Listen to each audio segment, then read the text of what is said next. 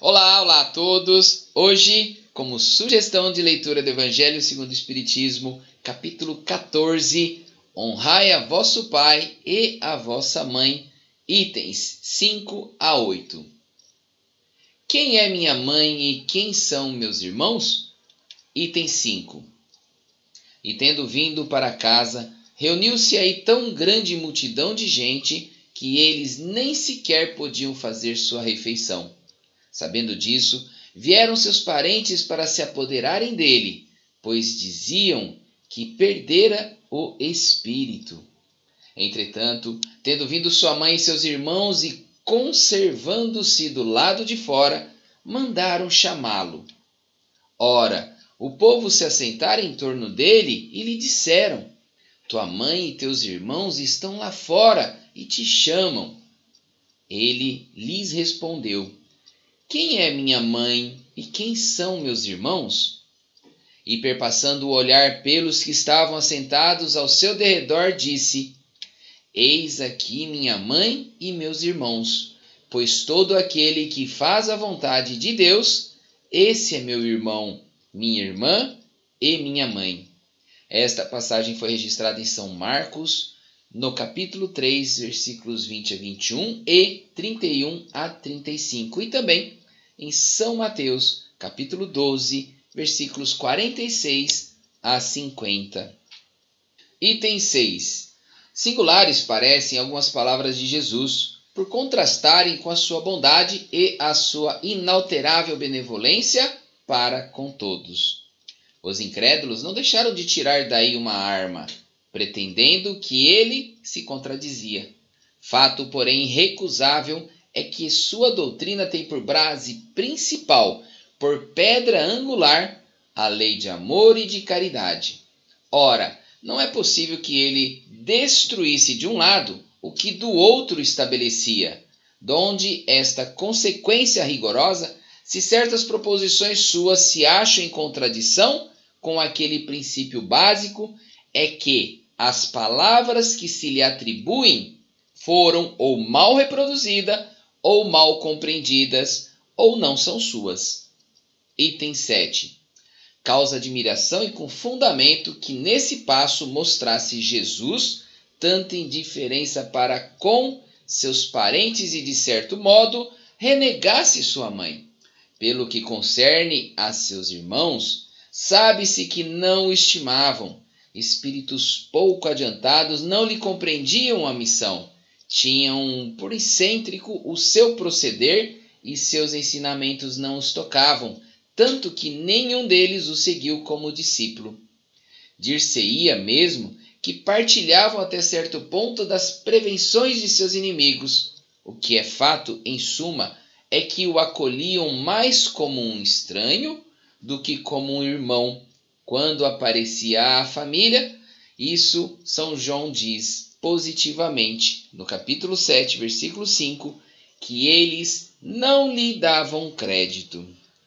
Quanto à sua mãe, ninguém ousaria contestar a ternura que lhe dedicava.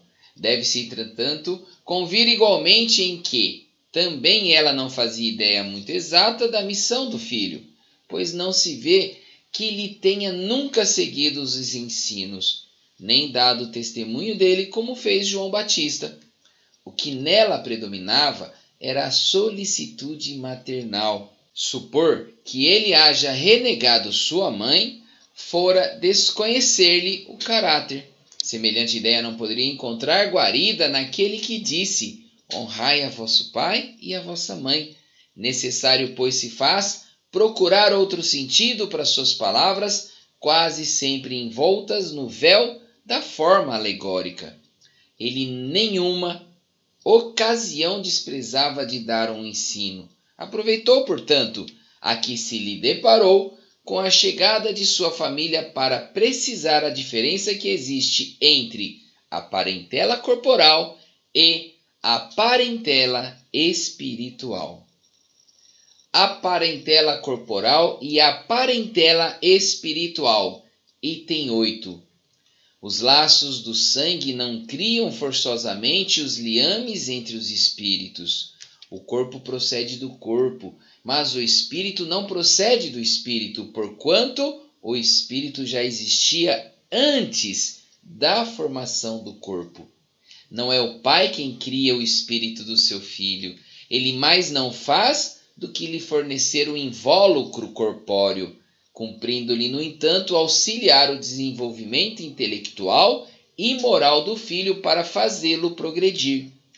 Os que encarnam numa família, sobretudo como parentes próximos, são, as mais das vezes, espíritos simpáticos ligados por anteriores relações que se expressam por uma afeição recíproca na vida terrena.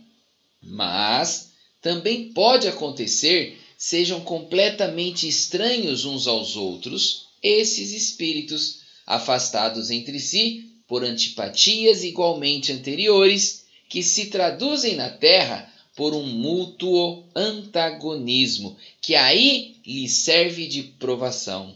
Não são os da consanguinidade os verdadeiros laços de família, e sim os da simpatia e da comunhão de ideias, os quais prendem os espíritos antes, durante e depois de suas encarnações. Segue-se que dois seres nascidos de pais diferentes podem ser mais irmãos pelo espírito do que se fossem pelo sangue. Podem então atrair-se, buscar-se, sentir prazer quando juntos, ao passo que dois irmãos consanguíneos podem repelir-se, conforme se observa todos os dias. Problema moral que só o Espiritismo podia resolver pela pluralidade das existências. Capítulo 4, item 13. Há, pois, duas espécies de famílias: as famílias pelos laços espirituais e as famílias pelos laços corporais. Duráveis, as primeiras se fortalecem pela purificação e se perpetuam no mundo dos espíritos através das várias migrações da alma. As segundas, frágeis como a matéria, se extinguem com o tempo e muitas vezes se dissolvem moralmente já na existência atual. Foi o que Jesus quis tornar compreensível, dizendo de seus discípulos: aqui estão minha mãe e meus irmãos, isto é, minha família pelos laços do Espírito, pois todo aquele que faz a vontade de meu Pai que está nos céus é meu irmão, minha irmã e minha mãe. A hostilidade que lhe moviam seus irmãos se acha claramente expressa em a narração de São Marcos, que diz terem eles o propósito de se apoderarem do Mestre sob o pretexto de que este perdera o espírito. Informado da chegada deles, conhecendo os sentimentos que nutriam a seu respeito, era natural que Jesus dissesse, referindo-se aos seus discípulos do ponto de vista espiritual: eis aqui meus verdadeiros irmãos. Embora na companhia daqueles que estivesse sua mãe, ele generaliza o ensino que de maneira alguma implica, haja pretendido declarar que sua mãe, segundo o corpo, nada lhe era como espírito, que só indiferença lhe merecia.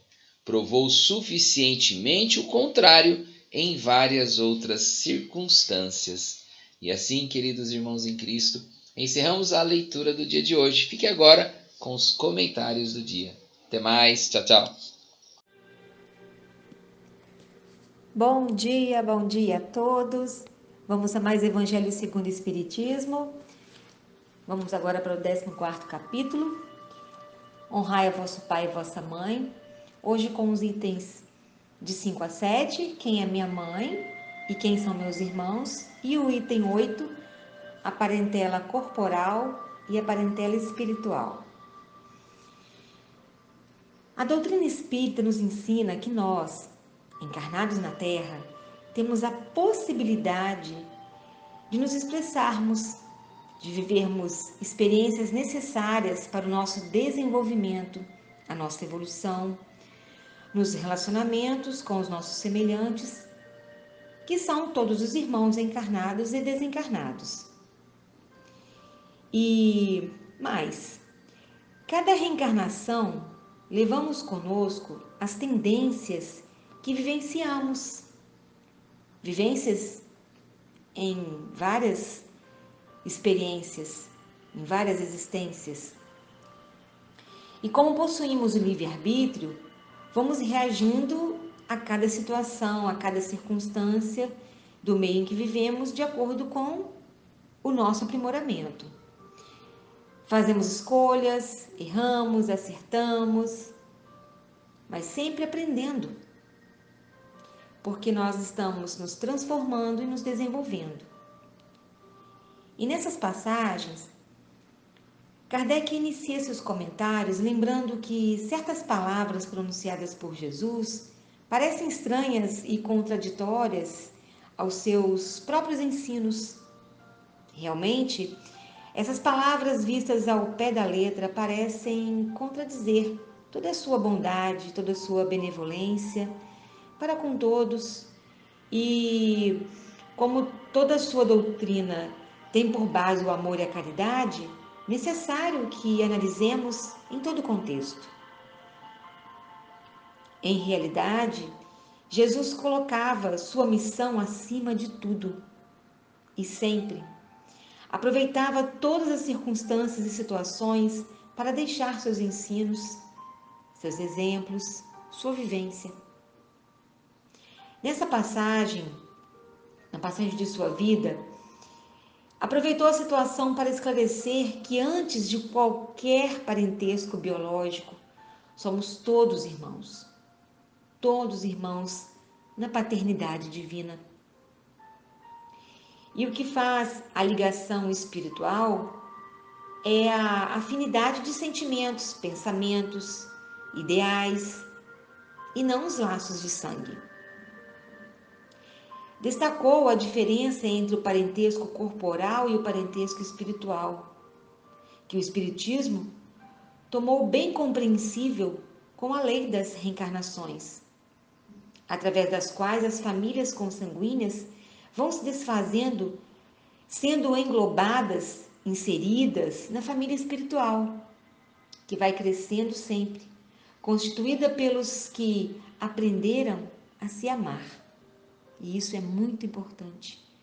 Vale uma linda reflexão. Não houve indiferença ou desprezo de Jesus em relação à sua mãe ou aos seus irmãos. Apenas destacou a irmandade de todos como filhos de um mesmo Pai. Que possamos aprender também com esse exemplo a sermos irmãos, pais, mães de qualquer um, no momento em que alguém estiver necessitando de um irmão, de um pai, de uma mãe. Porque o parentesco corporal diz respeito aos laços consanguíneos. O espírito que irá habitar o corpo pode não ter afinidade com seus familiares. Pode até ser um inimigo do passado, um espírito que não se conheceram anteriormente nas encarnações anteriores. Por isso é comum encontrar irmãos de afinidades distintas, de ideias estranhas, mas que são irmãos consanguíneos. Todos, temos que lembrar sempre que todos que são colocados em nossos caminhos necessitam estar ali, necessitam ensinar e aprender, assim como nós somos na vida dos outros. Já o parentesco espiritual é algo duradouro e facilmente identificável. São aquelas pessoas que temos o prazer de encontrar, de reencontrar. A companhia é muito agradável. Elas possuem valores em comum em um relacionamento muito tranquilo. Quem aqui nunca passou pela experiência de encontrar alguém e sentir uma alegria, uma sensação de bem-estar? Isso é fantástico. E daí, meus irmãos e minhas irmãs, que possamos repensar em como somos na vida das pessoas, para que as próximas existências, os próximos encontros ou reencontros, seja assim com todos. Essa leveza ao cruzar os olhares, a sensação de sentir bem ao lado de alguém. E como estamos agindo nessa existência, nessa divina oportunidade de evoluir? Estamos levando paz, amor, caridade, sendo indulgente com as falhas dos semelhantes, sendo benevolente? Estamos perdoando?